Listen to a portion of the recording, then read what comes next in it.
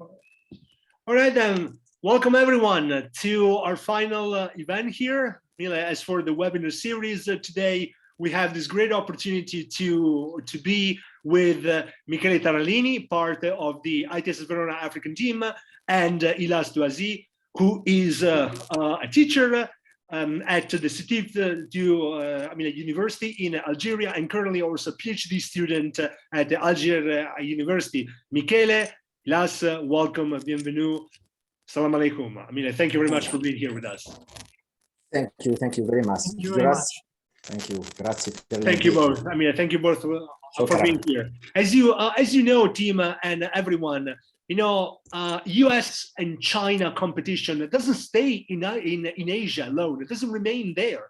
No, it goes from it actually goes all over the world. If you remember, at the beginning of the year, we started actually with a discussion from Brazil and how our Brazilian guests saw this whole matter. Then we went to Southeast Asia, which I'm pretty sure that you can imagine how heated this topic could be, obviously. And today we're talking about Africa, right? Because and I'm pretty sure that a number of you know this already even better than I do, but China is doing so much in the African continent. They're building infrastructures. They are buying infrastructures. They are renting infrastructures. They are sending medical aid. They are buying food. They are buying oil. They're doing all sorts of things, right? With potentially big implications as for, the continent. And therefore, today we have a very great opportunity to hear from both Michele and Ilas. But nevertheless, and also, Dr. Zena Leoni from King's College London, who is one of the biggest experts in the UK when it comes to US and China competition, has also joined us. Zeno, have you said this correctly? Pretty much how China is destined to become an incredibly big actor in the African continent. It is doing so already, but before we hand it over to Michele and Ilas, anything else that you would like to add as for China and specifically US-China competition in Africa as a whole? Again, given that Africa is huge, right? So we cannot really say Africa, in very simplistic terms, because there's the Horn of Africa, there's Sub-Saharan Africa, there's North Africa, where Ilas is at the moment. There's there are many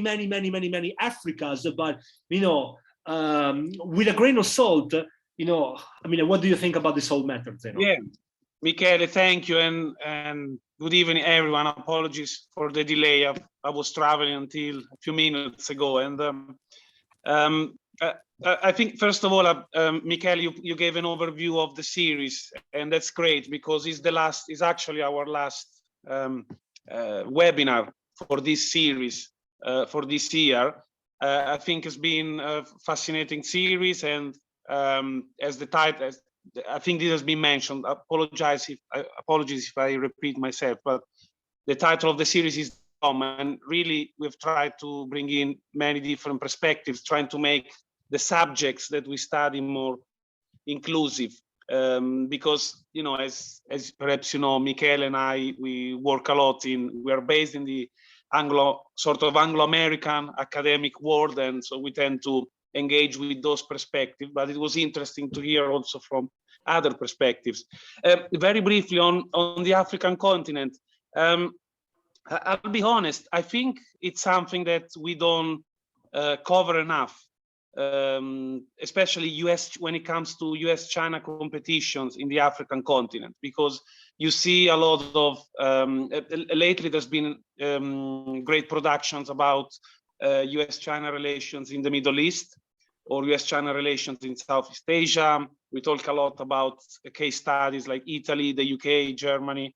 But I think the African continent is still neglected from that perspective, and yet is extremely crucial to US-China competition, especially also to the rise of China, as you said, and also to US-China competition, because this is a geopolitical competition, and Africa is the country that is the region that more than many other places in the world has extremely important strategic resources, then I think we need to discuss that a bit more, and then we are doing. I'm talking in general, thinking about also my colleagues. So hopefully it's something that we could cover more in the future, perhaps even as it's Verona. Why not? I think there is benefit. There is a lot to say. Okay, I shall stop here. I wasn't sure if I was going to make it in time. Eventually, I would have said a few words in the end, but as I said, this is the last session of this series, and so yeah, I'm very happy to. I look forward to it. Michele Tallarini, over to you. Yeah, thank you, Zeno. Thank you very much, Michele and Zeno, and thank you again to Ilas for being here today with us. As you said, Zeno, Africa is rising. Well, China interest in Africa is rising, and at the same time, United States there's a disengagement of the United States in Africa related to the past. I will start with a brief introduction of the main framework of Chinese engagement in the continent during my presentation, and then I will leave the floor to our guest, to Professor Touazi, who will present us a more detailed slideshow about the historical roots of China-African relations and about the major strategies and action pursued by China, and also the most important economical and political interest, and of course, the possible future developments. At the end of the seminar, as Michele said, there will be the chance for you, for the public, to ask some question to me or to our guests. So no problem for that. I will try to show you my screen. I hope everything go well. Are you able to see my screen? Yes, we can. Very good, actually. Yes. Good. Okay. Well, okay. I decided to entitle my presentation, my intervention, Chinese presence in Africa, between investments and the possible new militarization of the area, because I think we are at a crossroad in Chinese approach to Africa, with some possible changes in the strategy adopted by Beijing over the past few years. In fact, Chinese government has pursued a very precise approach to African relations, with some clear and effective points and objectives, which allow it to become one of the major partner, and maybe the most important actor today in Chinese scenario. As we've seen, as Zeno said, United States has a big role in Africa, but China is rising today, also because he has a completely different approach in Africa, in the Sino-Africa relationship. So it's a new actor, but now it's the biggest actor in the zone, in the context. So it is very important to better understand how Chinese government operates and what are the relationship between African governments and Beijing. Before to start my presentation, I must do a very important premise, because China's activities in Africa are seen with some concern by the Western governments and, of course, Western public opinion. Surely, China's involvement in Africa is growing year by year, and it's shaping all the international relation in the area, and also at a global level. However, countries that are historically related to Africa, like, for example, Western country, which has operated for many, many years in the continent, have always had a sort of unbalanced relation with local governments. So a very, very strong relation with local government, with, of course, episode of colonialism and exploitation. So this new Chinese engagement in the area could represent a threat, of course, for African countries, but also an opportunity. It depends from the point of view. An opportunity of development with new frameworks and new strategies which are different from ones pursued by Western countries.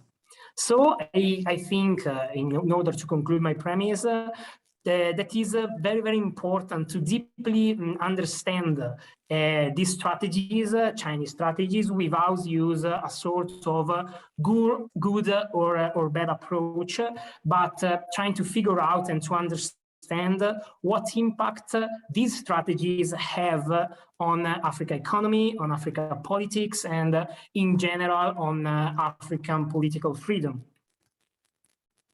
As we've seen, China is adopting a new framework, which is very different from the bilateral approach used by Western countries. Of course, China pursue a complex and global strategy with a long-term vision. But today I tried to synthesize it. It's not easy, but I tried to synthesize it in 4 main points that I think they can help us to better understand how Beijing operates in Africa and why its strategy has been so successful in the past 20 years. These 4 points are the trade, so the huge market China has developed in Africa with his trade, his import and its export. The second point is the no political interference strategy, which allows China to be perceived as a reliable partner by African countries. The third very important point is the raw material for infrastructure strategy, which is a strategy that allows China to cooperate in the building of new infrastructure in Africa and to increase using this infrastructure to increase its trade with the continent. The last point that is very important for me is the debt, which can be used as a leverage to strengthen Chinese linkages and Chinese ties on African countries, even if regarding the so-called debt trap, we must say that a lot of foreign countries use this sort of strategy. So China uses this strategy in Africa. So China is not the first country in history which use the debt as a leverage in order to strengthen his political and economical linkages with the countries, with the African countries. For what concerns the trade, in 2021, China is Africa's largest trading partner for the 12th consecutive year. So according to the latest data released by the General Administration of Customs of China, the total bilateral trade between China and Africa reached 254.3 billion of United States dollar, with a growth of 35.3% year on year. At the same time, Africa exported $105.9 billion of goods to China. So a huge, a great, and a big market. China in the last 20 years has built a strong linkages, a strong trade linkages between China and other African countries. So it is clear that China uses trade as the main way to interact with African governments, with African countries. Of course, China is one of the biggest markets in the world, and his growing economy and population need a lot of raw material and a lot of resources in order to uphold development and wealth. So in this framework, Africa is one of the best possible trade partners because of its resources and its very accessible market. So In this chart, we can see how China-Africa trade has grown during the last 2018, in this case, years, with a constant growth in the export and in imports. At the same time, it's very impressive to see how in 20 years China has replaced almost all countries as best importer in the area, in the continent. Also in an area like, for example, the Western Africa, where European countries like France, due to their ex-colonial past, their colonial past, were very, very strong. So China today, this chart is referred to 2019, but we can see that today Africa is the strongest economic partner in the area. So trade is very, very important. It's the main point we have to analyze if we want to better understand the relationship between Africa, within the African continent, and the Chinese government.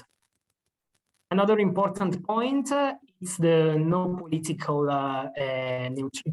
interference. So China in Africa has show a neutrality in African countries' home affairs, with no political interference, in contrast to the classical, as we said, Western multilateral approach. This, of course, does not mean that Beijing does not show its soft power, but it prefers a strictly economical type of support with, for instance, no assistance in the development of new democratic institutions or without intervention in African political crisis. In fact, Western approach in Africa is characterized by a strong intervention into African countries' internal affairs, with, for instance, the development of projects which involve state institutions, or again, a strong cooperation in the development of a democratic institution. China, in the case of China, cooperation is only economic with no interference. This approach, with the different view in African state, with different view, have leads African state to consider China as a very, very reliable partner. Also because it's not an ex-colonial power. So I think that this point is very important in order to understand the success, the last 20 years success of China in Africa. China's engagement has long been shaped by its foreign policy of non-interference in the internal affairs of other countries.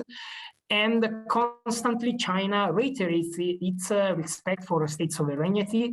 For example, at every forum on China-Africa cooperation, this theme is repeated and it's stated, and so it's legitimate by Chinese government. Moreover, however, as China gets more deeply and extensively engaged in Africa, this non-interference policy is adapting to new realities. So today, I think that this type of approach is changing because Africa is becoming more, China is becoming more and more engaged in Africa relationships. So we are at the crossroad, in my opinion, of a changement in this type of approach. The third point is the raw material for infrastructure policy. Chinese investment in infrastructure in African countries are increasing in the last 20 years because between 2017 and 2020, China's two main overseas development banks invest in $23 billion in infrastructure projects. And this new infrastructure empowers Chinese import-export in Africa, giving Beijing government the chance to easily import raw materials and moreover to control the special economic zones in the countries in which operate. So it is this policy is very important. This strategy it's strictly related to Chinese investment in the Belt and Road Initiative, and in particular in the Maritime Silk Road, which will pass through some Eastern African countries. In particular, Chinese government pays African raw materials, which imports, of course, from Africa, with support to the building of new infrastructures in the countries in which operates. In this way, Beijing not only strengthens his trade with Africa because he has the possibility to use new infrastructure, so more effective infrastructure. But moreover, it gives the change to his engineers to gain experience working abroad and to control and use this infrastructure as well as ports, roads, and railways. So it is a leverage in order to reinforcing its linkages with Africa, trade, and economy. We can see in this slide the China proposed new Silk Road with the Belt and Road Initiative on the ground, but also the Maritime Silk Road, which will pass from Kenya, and then through the Bab el-Mandeb Strait, the Red Sea, and the Suez Channel. So it is very important for China to improve the infrastructure in these, especially in this area. The last point I analyzed, and that for me it's very important, it's the debt. Intense China's investment could expose African countries to the risk of the debt trap, as I said before, but the debt trap in this case could force African countries which are not able to repay their debt to China to lose their infrastructures that are built by Chinese government. Actually, we have to say that China seems to be a quite flexible partner for Africa, because there's a lot of analysts who states that in reality, there is a Western misconception about the topic, because in reality, there's not a high risk of debt trap in Africa, because China has shown itself as a quite reliable and flexible partner, and seems to be a very flexible. China seems to be very flexible and has shown a quite good capacity to renegotiate the debt with African countries. Despite that, this doesn't mean that there's no political leverage, because investments serve as in order to protect Chinese international interest. For instance, in an example, it's the recent opposition of several African countries on the condemnation of Russian invasion of Ukraine at the UN General Assembly. So it's sure that with its strong relation with African country, China has a strong political leverage on these countries. But a lot of analysts said that there's no actually the risk of a greatest risk of a debt trap in Africa. Now I wanted to talk about the military presence. Military presence, it's very important because as we see today, the African strategy Chinese strategy in Africa is changing. So maybe there will be some changes in Beijing's soft approach shown until today. This because the growing commercial and trade and political interest in the continent forced China to have a stronger presence and a stronger control on the area in order to protect its own business, its own investment, and in particular, with a particular reference to the Maritime Silk Road, as we see. So, despite the disengagement in the internal affairs, so the classical Chinese politics in Africa, in the last few years, Beijing has intensified its military presence and military cooperation in Africa. This engagement initially ran through the UN peacekeeping missions, which see the presence, a huge presence of Chinese soldiers. This aims to give China the chance to improve the expertise of its soldiers in operational international context, and of course to establish its presence in the continent. Here, there's a little chart about the peacekeeping mission in which Chinese army, Chinese government has participated.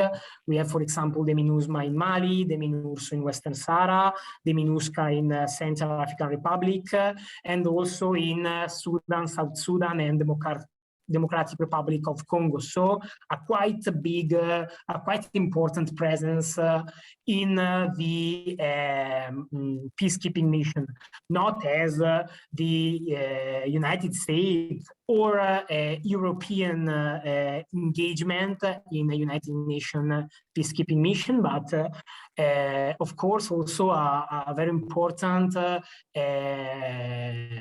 interest in the area through the United Nations peacekeeping mission.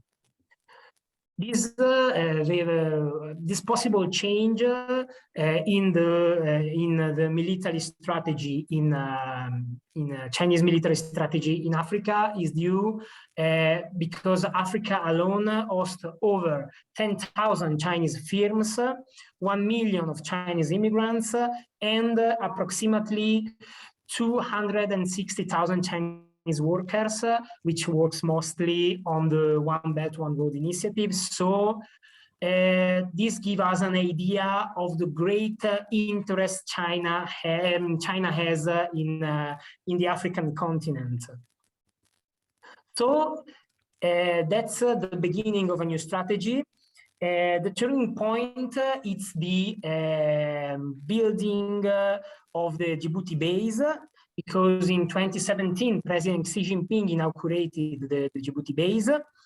Regardless of the official purpose of the base, of the infrastructure, so only for peacekeeping operation and for the control of the sea, in order to control the pirates, the Somalian pirates in the area. Its size and the on-site facilities that there are in the base set out its possible role as a starting point for future military expansion, Chinese expansion in the African continent. With, of course, the creation of new bases in different countries in Africa in order to have a greater control of the area. For example, for instance, there's a recent agreement between Chinese and Tanzanian governments for the extension of a Bagamoyo port near Dar es Salaam in Tanzania. And this could be, some analysts stated, the first stage of a further military Chinese expansion in the continent. As we see very, very quickly in this chart, there's a lot of foreigner military base in Africa. Djibouti, as you can see, it's one of the most important strategic points in the international scenario, because Djibouti is on the Bab el-Mandab Strait. So the control of Djibouti allows foreign powers to control the trade in the area. So all the trade that passed through the Red Sea and the Suez Canal. So it is very important. You can see that in Djibouti there's a lot of foreign or military base, and also China has its own military base. Here you can see a little image of the Chinese base in Djibouti. So with a lot of infrastructure, there's 2,000 militaries in the base, and the possibility to host a lot of military infrastructure, not only for peacekeeping purpose, but also in order to extend Chinese presence in the area, also in a military from the military point of view. So there's actually a new framework in China-Africa relationship. Of course, but recent Chinese expansion in Africa seems to lead to an increasingly strong military presence in the continent. It is possible that China will increase its presence in areas interested by the Belt and Road Initiative, of course, to protect its own business through a greater control of the territory. There's the setting up of new military bases in key locations, especially on Indian Ocean coast, which will allow China to improve the strategic capabilities of its naval force, because if China has the possibility to control the Indian Ocean and control the area linked to the Malacca Strait and then to the Chinese Sea, that could represent really a strategic, very, very important point for China. Maybe the general framework we analyzed together, we see together. So the non-interference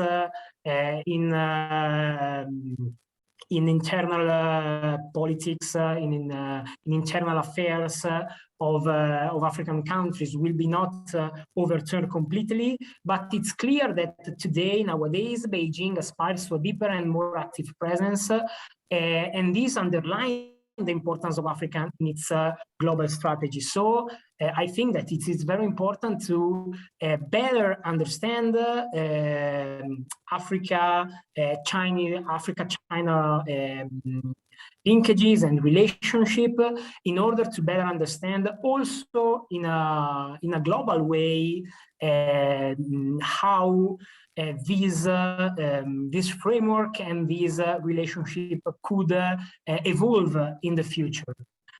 Because for what we see, there's the possibility to a stronger military presence of China in the African continent. So I thank you very much for your attention, and I leave the floor to Ilas in order to give his presentation. That it's very, very historical, and I really, really appreciate it. I see it previously, and so thank you again, Ilas, for your engagement and for your presence today with us. Thank you very much. Thank you for you. So you hear me? Thank you for you. Do you hear me? Yeah, I hear you. Yes. So thank you for the invitation. So it's a very good initiative which allows interactions and exchange with the objectivity in the profile of the constructive and intercultural debate that gives the way to the Africans to express their point of view in the framework of the respect for values of difference. So you can present the slides, my friend. We can go to the title of the presentation. Yes, to the title of the presentation. Yes. We are, Ilas, that it's, I think.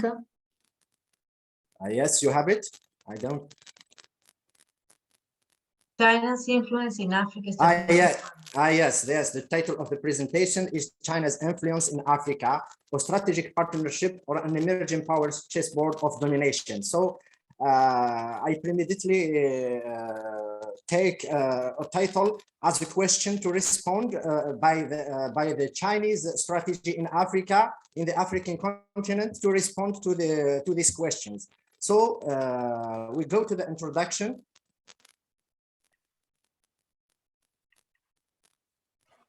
It's okay. Yeah, you can see the introduction, Ilas. Yes. The most traditional name that China has used to refer itself is Zhonghu, which means Middle Kingdom or Central Kingdom, implying its superior role, the center of civilization, or even the world, and the others are the peripheries. Such self-confidence and collective sentiment also expressed through its philosophical and strategic thinking from the antiquity to nowadays, reflect its foreign policy, constant principle in general, and toward Africa in particular, from Confucius to Lao Tzu, Sun Tzu, and his book of art the art of war, based on an indirect strategy, all economy can designed to defeat the enemy. And this extension of these foundations with the notion of Fukuyang, prosperity and power, developed by the Chinese modernizer in the end of the 19th century, and this pursued by Mao Zedong with its three-world theory, then Deng Xiaoping and Hu Jintao, then to the Jinping, which had a certain continuity with his predecessor, by adopting a foreign policy based on the Pacific development and the Chinese dream, but with the integration of new priorities, with the new type of relation between great powers, the security of Chinese national abroad, and the assertion yes. Ilas, can you? Yeah. Yes, my friend. Do you hear me? Yeah, we can hear you. Yeah. Yes, and the assertion of doctrine of opposition to the Western interference in the Middle East and in Africa, namely under the project of Belt and Road Initiative and the global health diplomacy during the COVID-19 crisis toward the African continent. I have divided the presentation in 4 axes. The first axis is about the Sino-African relations and historical overview. Why I have used the historical overview? Because the Chinese leadership have always instrumentalized this historical relations in their favors. Because during, for example, the official meetings between the high-level states meeting and foreign ministry, Chinese told to the African that we have played an important role to your independence. So, and the Chinese-African relation can be divided in 3 periods. The first period is the period from 1949 period, which is a multidimensional assistance to the newly independent African state. Then the second period is the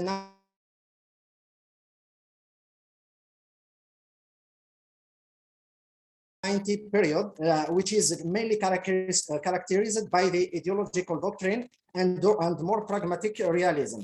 Then the last period, it's the period which are following the post-Cold War, and which is mainly characterized by an increasing trade and economic cooperation between the African state, between China and the African states. So you can pass to another aspect.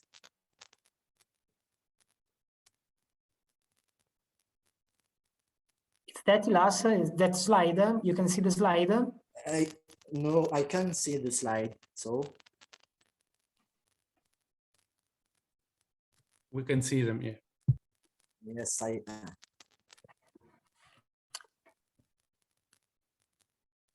I can't see the slide. Huh? Is there? Do you hear me?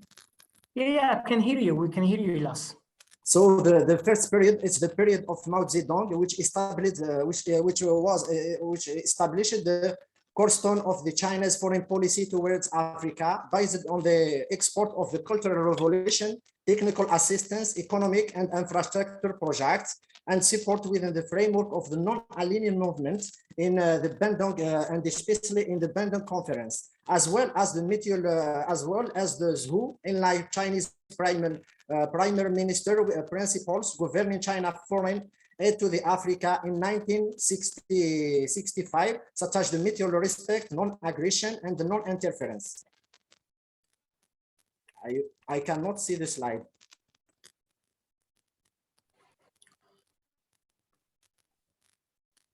Is there? No. Do you hear me? Yeah.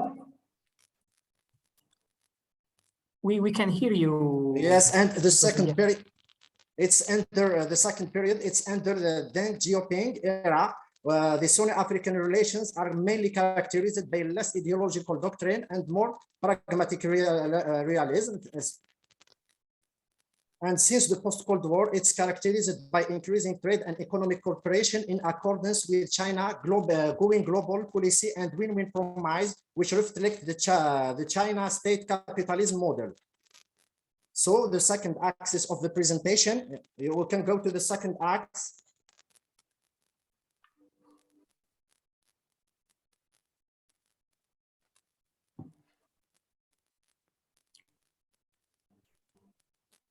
The second, it's the Chinese strategy toward the African continent.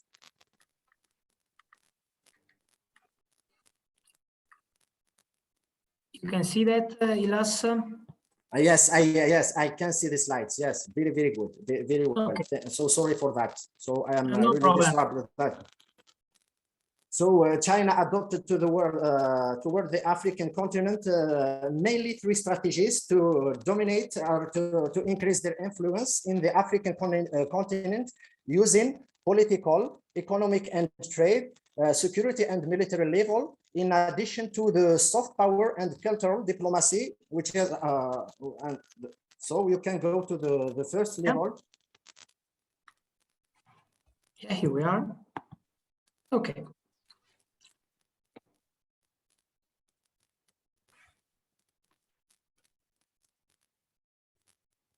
So at the political level, yes, yes, the political level. Yeah. So yes, Confucius said that without a common language, business cannot be done.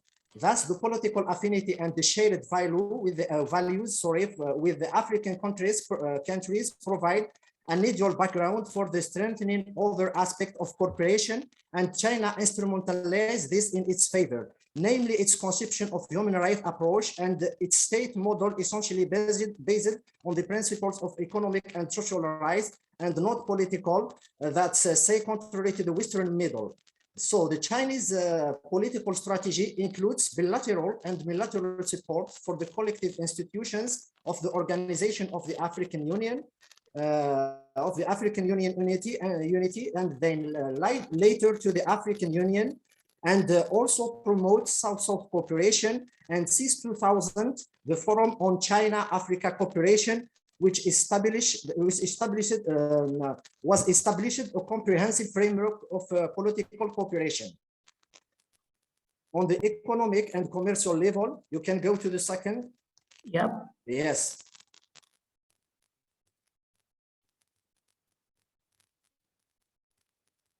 So China has adopted an African policy based on win-win cooperation approach in order to promote common development. China has become Africa's largest trading partner by 2021, with the 30% increase in trade to around $254 billion in 2021. The establishment of China, Africa Special Economic Zone and Industrial Zones, the development of assistance program and foreign direct investment. So China direct investment in Africa in 2019 had grown by 100-fold compared with the 20 years ago, according to the Chinese Foreign Ministry. China also on the economic and on the economic level is a leading provider of aid, guarantees, concessional, interest-free loans and donation to the Africa. As such, $145 billion is the total African debt to the, that Beijing holds, and thus become the largest creditor of the African continent in 2021.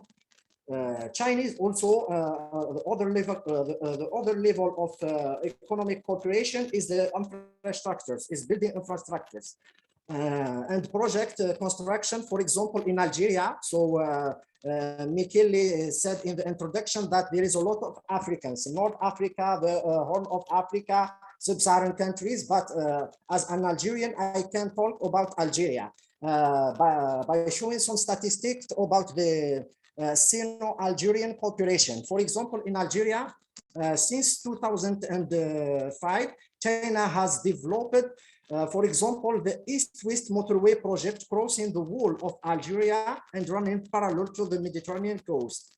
The motorway is to link the Tunisian border to the Moroccan border over a distance of 1,260 kilometers with a financial cost of $20 billion. So also there is the Opera of Algiers, inaugurated in 2016, is the Chinese realization. The project is financed by Chinese up to $40 million. There is also, for example, in Algeria, also on the infrastructures and project, Algiers International Conference Center was also built by the Chinese company State Construction Engineering. It was inaugurated in the end of 2016, as well as China growing demand for oil, mineral products, natural resources, and energy supplies for its industrialization and economic development. For example, recently in March 2022, an investment of $2 billion for the production of phosphate in the east of Algeria is signed with China. And last week, on Monday, 28, 2022, on a new Algerian-Chinese partnership was signed between the national company Sonatrach and the Sinofac to produce 95 million barrels of oil. We can go to the security and military strategy.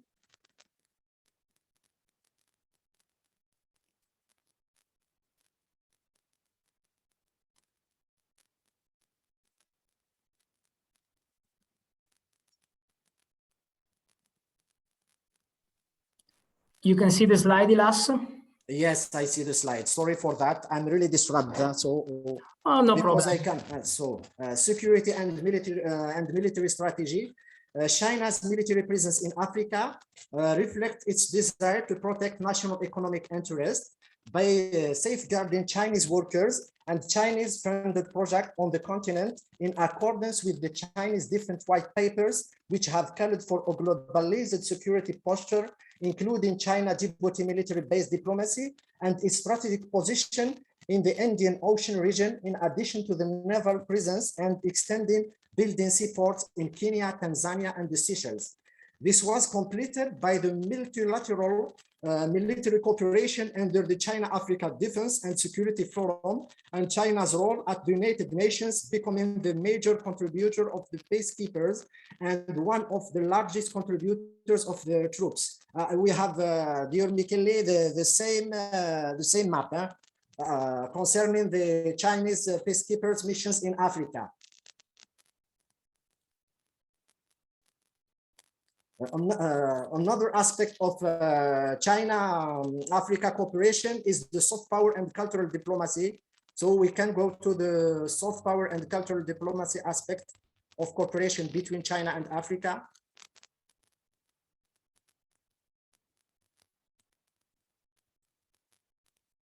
Yes, I can see it here. So. And mainly through the construction of schools and funding of Confucius institutes in Africa for the promotion of Chinese culture and language. For example, in 2017, at the 19th National Congress of the Communist Party of China, President Xi Jinping described China expansion strategies, including cultural diplomacy, soft power, saying, "Well, we strengthen people-to-people and cultural exchange with the other countries, giving prominence to the Chinese culture while also drawing on the other cultures." So the third axis, I think it's the third axis, China's role in Africa between the Belt Road Initiative and the Western competition. And it's the most important axe, I think. So we can go to the, yes, I can see it. So Sun Tzu, in his book, said that in his book of the Art of War, said the best skill is not to win 100 victories and 100 battles, but rather to defeat the enemy without fighting. That's why the Belt and Road Initiative was initiated in 2013 by the Chinese President Xi Jinping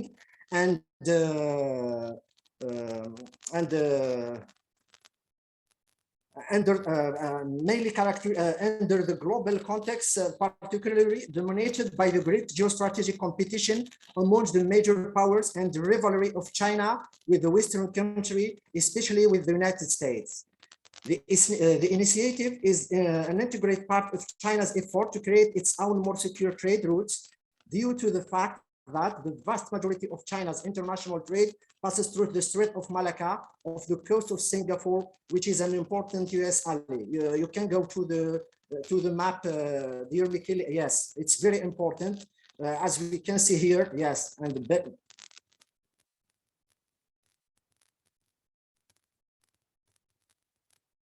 there is another, however, another side to understand China orientations toward the African continent, including Belt Road Initiative under the presidency of Xi Jinping, which have abandoned China's lying low international strategy and take on the much larger role on the world stage. And in particular, China does not want to follow the same path as its neighbor and longtime competitor Japan, which is an economic giant, but a political growth. This have always fueled Chinese fears and obsessions.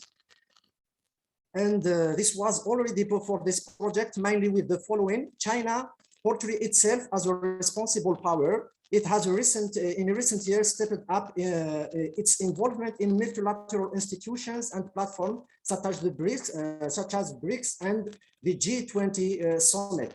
China has attempted to balance the US dominance in the global order. That's why former Chinese President Hu Jintao first advocate a new order of harmonious world at the 60th anniversary summit of the United Nations in 2005, and has accelerated since Xi Jinping assumed leadership. To counter Western countries in Africa, China has developed a strategy based essentially on non-interference in internal political affairs of Africa, the new use of political and economic conditionality in Sino-African relations, instrumentalization and atomization of Western image, which links with the colonialism, dependency, and imperialism. Common sharing of values, and an alternative ideology in order to establish a new international order with Africa at the center of the Chinese priorities. So you can go to the axis of the American presence, the Chinese Western competition in Africa, and namely the American presence. Yes, here the European foreign military presence in Africa. Yes.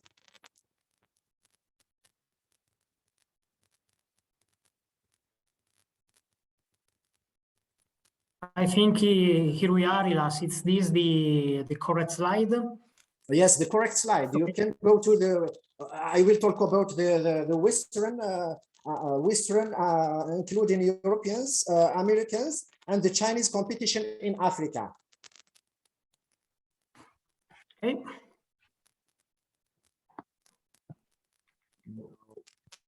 It's the Russian military presence. Yes, the European. It's here the US support to the African piece. Yes, yes, yeah. Yes, the most important, because I focus on the Chinese American competition, Western competition, and in particular Chinese American competition in Africa. I have some, yes. Yes, because we have this colonial historical relations, including European, namely the British and the French presence in Western Africa, but also we have US presence, namely the US was the destination of the transatlantic slave trade. It's also witnessed the advent of the Afro-American president, such as with Barack Obama. And with the end of the Cold War, for example, the US was primarily keen on promoting private economic initiative, democracy, security, and development in Africa. And with 9/11, the American and the global war on terror, the United States had focused its presence, namely under the African military bases in Western Africa and sub-African and the sub-Saharan continent, sub-Saharan countries. Yes. But with the arrival of, for example, Barack Obama, there is a rupture of the relation between African and the United States of America. The shock and the controversy, for example, in 2018 by the racist language which is used by Donald Trump, called African countries slums and shitholes, which is very similar to the speech of Dakar pronounced by the President Nicolas Sarkozy in 2007, which affirms that the African man is not enough interested in the history. So China uses and here it's very important how China instrumentalized that kind of relation, of complicated relation in its favor. And China used such facts in its favor by evoking often a rhetoric of colonial agitation, the neo-colonialism, the dependency, and the imperialism against its concurrent in Africa with a strategy policy divided and rule. And here the most important thing, during Joe Biden and especially during the US Secretary of State Anthony Blinken visit to Africa on November 2020, in the joint press conference held in Nigerian capital of Abuja, insisted that the African countries should not be left with a huge debt that cannot be paid off. But Blinken's Africa visit failed to turn countries against China's using Chinese debt trade.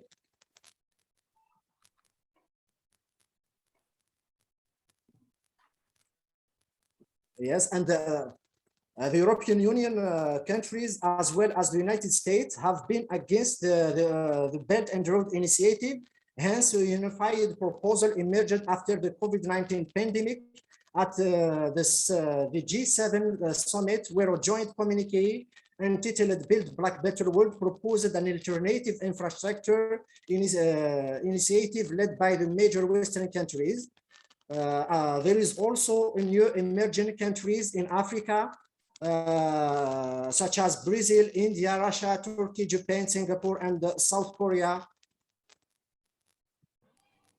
We can go to the axis of China's global health diplomacy toward Africa. Yes. Including regional health diplomacy toward the African continent with medical, mask, and vaccine assistance. China has embarked on the health diplomacy mission through a variety of initiatives that have included donating 200,000 doses to Sinopharm COVID-19 vaccines to the Kenya, for example, in September 2021. Speaking via a video link from Peking, during the Forum on China-Africa Cooperation in December 2029, Chinese President Xi Jinping said that China would supply 1 billion doses to help Africa vaccinate 60% of its population by 2022. So, in general, yes, in general, that's all. But to understand China-Africa relations, also the presentation is based mainly on the theoretical framework, including the role theory in international relations in general and foreign policy in particular. Under the scope cluster of orientations, perceptions, values, historical experience, which have built Chinese foreign policy toward Africa as an anti-colonialist and supporter of liberation movements, then the spirit of China active independent role as a protector of sovereignty, assistant and development accelerator, thus China is building image of its role and responsibility to help underdeveloped African countries to achieve development. On the other, it has established its role in Africa as a regional leader, protector, and faithful ally with a complementary role as an international balancer. And on the economic level, we can only understand the Chinese-African relation under the non-zero-sum game theory and economic behavior, a realism approach of international relation, which is here mainly explained by the Chinese orientations toward Africa without consideration to values and idealism norms, but follow its high-level national interest by dealing with states that do not respect democratic principles, especially with the President Jinping evoking the dream of strong army, notably with the new military bases in Djibouti, but also, and the most important thing, how the Chinese leader are seeing the African continent. So by using the political leader cognitive map theory, namely under Jinping, which embodies a new style of leadership with a new lace of life for Chinese diplomacy, expressed in strong nationalistic overtones and the rhetoric that openly admits China's quest for power. And we can go to the end. To the fifth axis. That's as an assessment, not the conclusion, not the conclusion.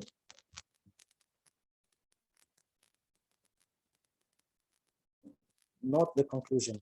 The assessment, the evolution of the positive aspect. Yes, here the evaluation of the Sino-African cooperation. Is it a mutual win-win partnership or an emergent domination of the giant dragon? So it's a double sword edge. On one hand, it's a win-win partnership because Chinese have no string attached in like Africa's typical ties with the United States and the Europe. And the Chinese growing aid to the continent has allowed, for example, the improvement of African infrastructures in Nigeria, in Algeria, and other countries of the African continent. But the dark side of the moon, and you can't see it in the screen, in the slides. Yes, here the perception, yes. Yes, here the perception, the positive perceptions of the African about the Chinese presence in Africa.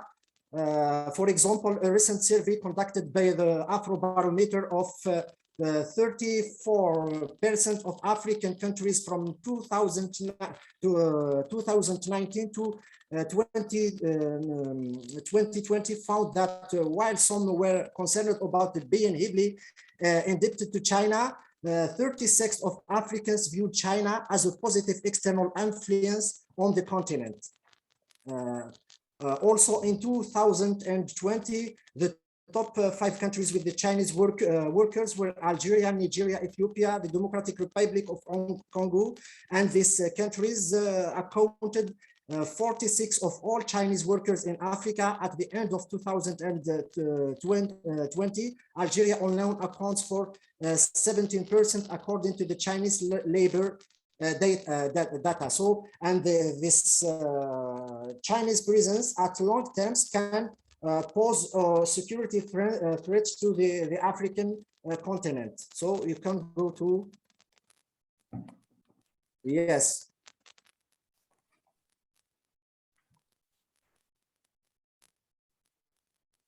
Yes, also the Chinese appetite for Africa's natural resource, especially oil to fuel its industrialization, economic growth. That's a one-way cooperation, more benefit for China than for Africa, and resource rents intensify dependency.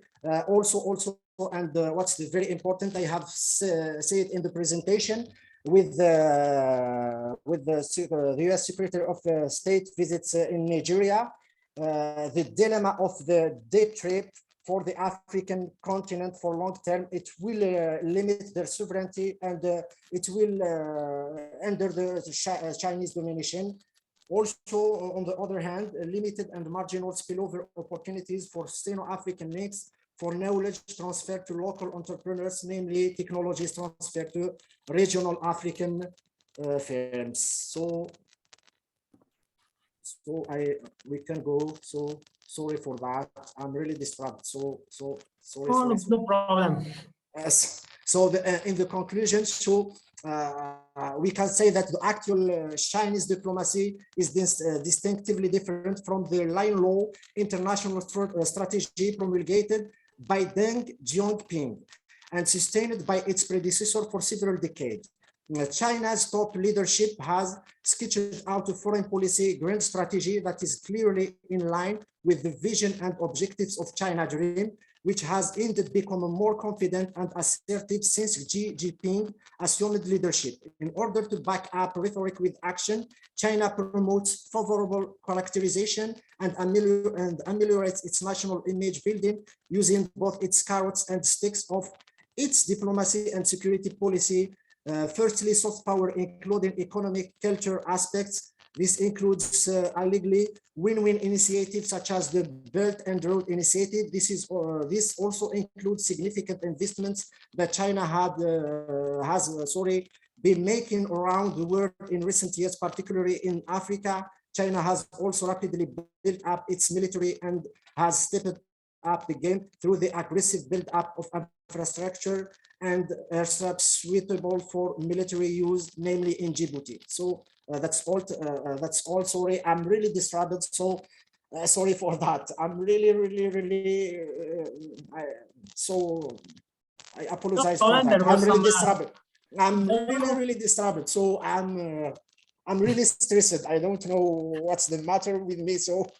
Really, no problem. You're connected from Algeria, Ilas, so there's some technical issues, technicals, and also my pronunciation. So I'm really Scottish. Oh, no problem.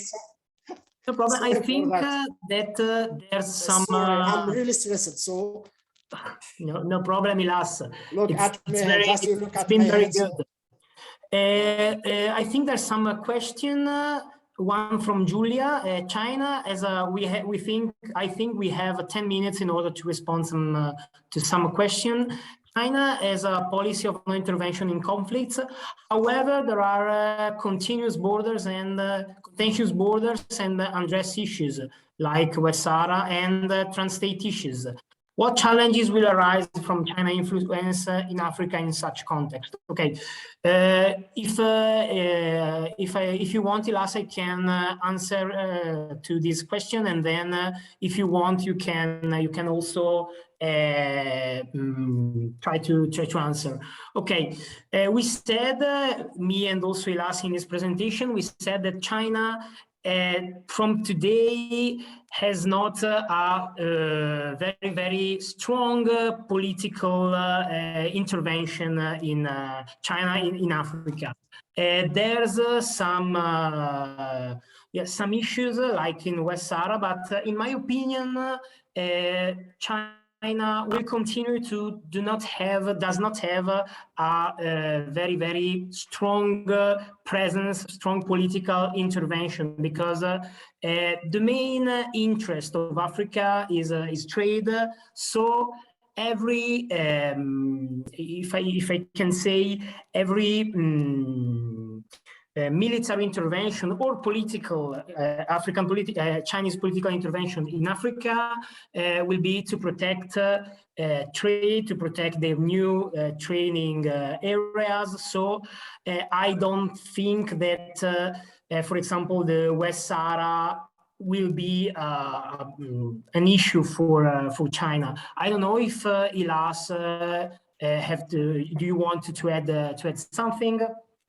So as we know, China avoid to interfere in the political affairs of the African continent, namely when it's about pivotal states like Algeria with its natural resources, with its infrastructures, but always the Chinese Communist political party and, for example, the Front of Liberation Movement have an historical ties and common view of state approach, human rights, you know, I don't tell other things, so, but China try to take the balance of power by avoiding to speak about namely the competition between Morocco and Algeria to preserve its national interest, and that's the realistic approach.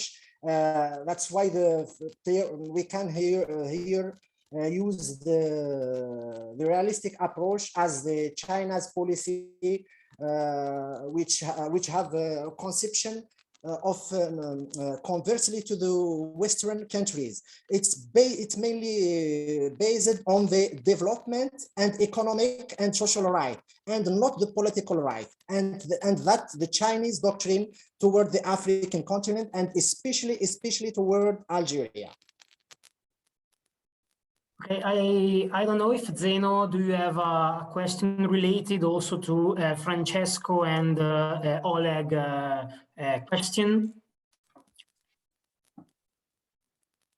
Michele, Ilas, thank you very much. I mean, I had a different question. I don't know, is it a good time to ask that, or what do you think?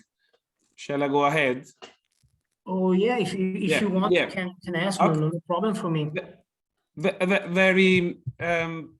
Very straightforward question.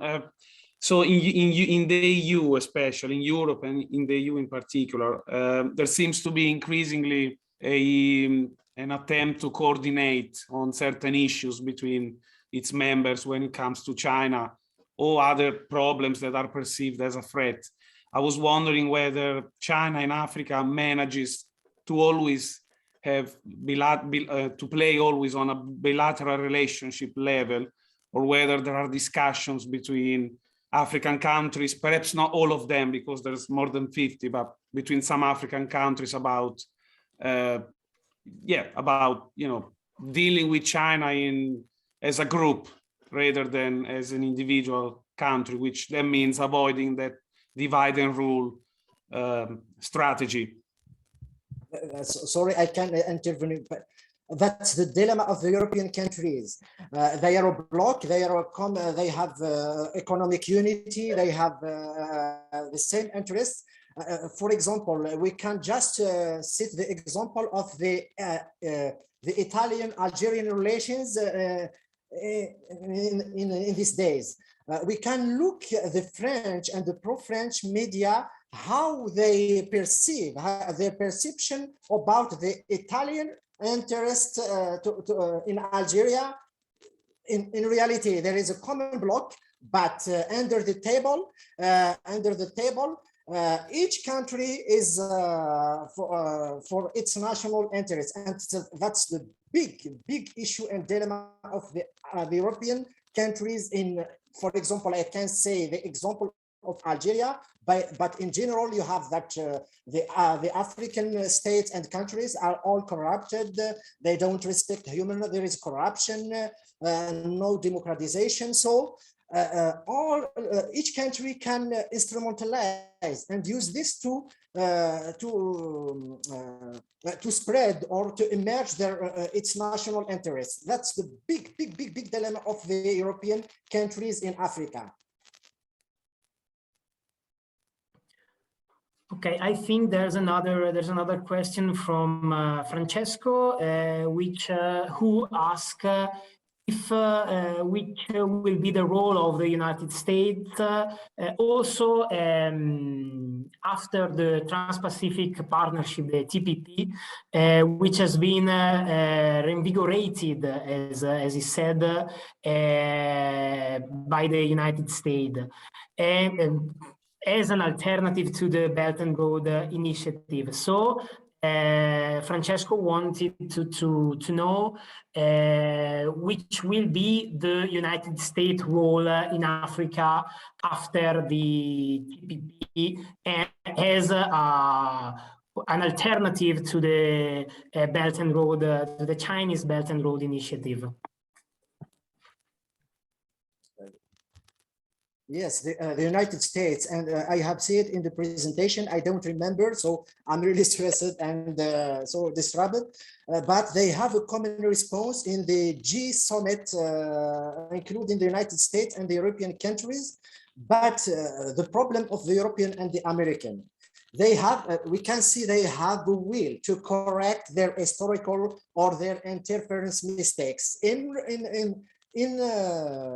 But in reality, they haven't the economic and the economic means to influence the African countries and to balance the power against the Chinese presence in Africa, because China use all an integrated strategy, political level non-interference, cultural level, and use the policy of divided and rule against the ancient colonial countries, including Europeans and American presence, which focus on the political and the security aspect.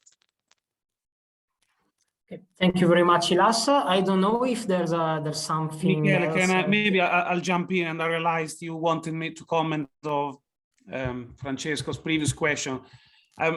I'm not sure why that is the reason. I think China increasingly faces some competition as well. So it's not just China anymore investing in Africa. And for example, Japan, the EU, they invest whether in Southeast Asia or Africa quite a lot. The EU in Africa, Japan mostly in Southeast Asia. But we normally don't talk that much about that. So it seems that China is also more able than others to sell, to choreograph, as they say, what they do in Africa or in any other region, but not necessarily they're not always the main player.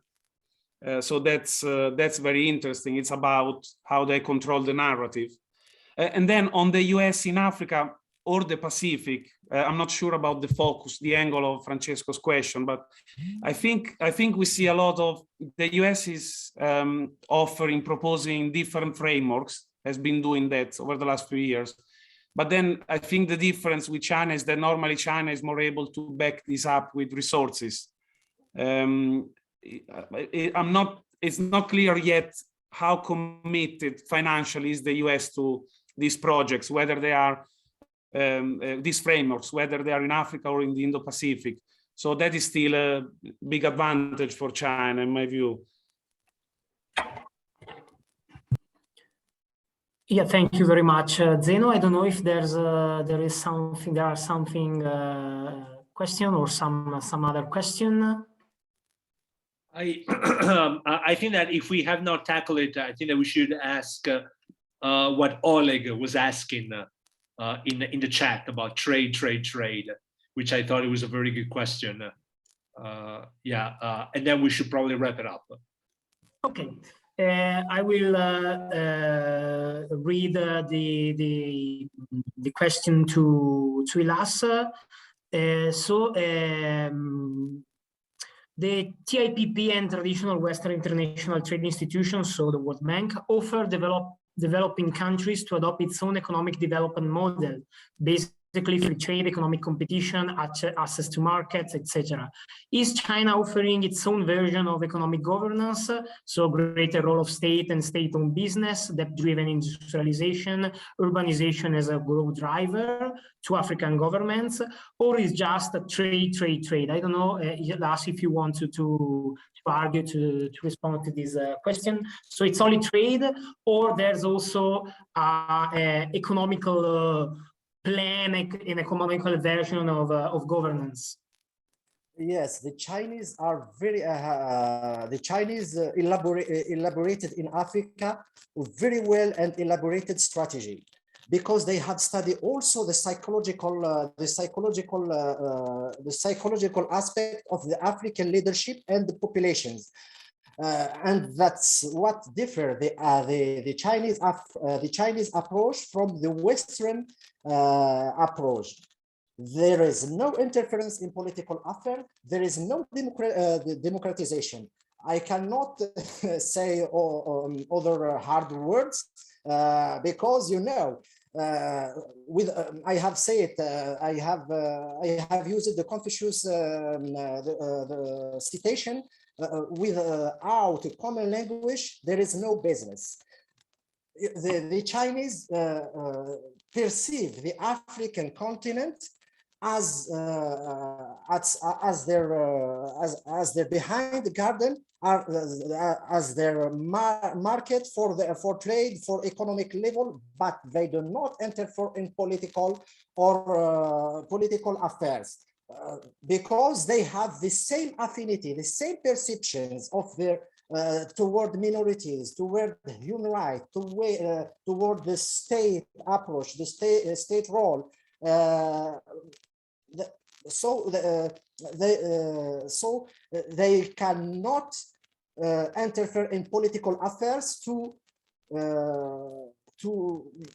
save their national and economic interest, and that's what differ the Chinese approach from the Western approach. Is that? Yeah.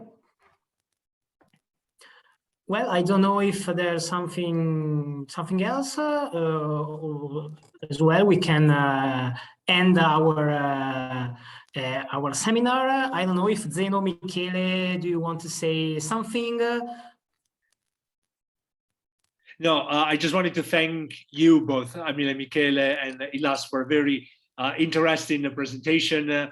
I mean, thank you very much. It was very, very, very fascinating. Ilas, take care again. Like, thank you for being with us.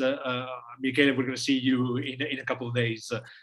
Zeno, any closing comments on your part? No, thank you both. As I said already in the chat, Ilas and Michele, for your great presentations and for arranging this. And yeah, we'll be in touch very soon with those who will have been watching or will watch this video.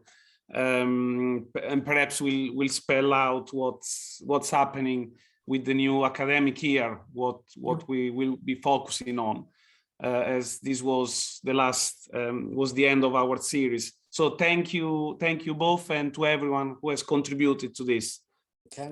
Thank you very much. I can intervene. Yep. Sorry for that presentation. I'm really stressed. It's zero. It's a zero-sum game presentation.